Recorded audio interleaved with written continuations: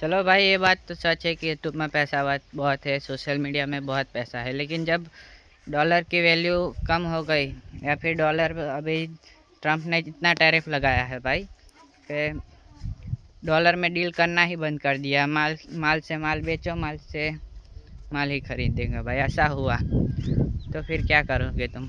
Social media पे पैसा तो यूट्यूब उतना देता नहीं है, लेकिन करेंसी उसकी ऊंची है, इसीलिए भाई वहाँ का डॉलर यहाँ 82 रुपये ऐसा कुछ है।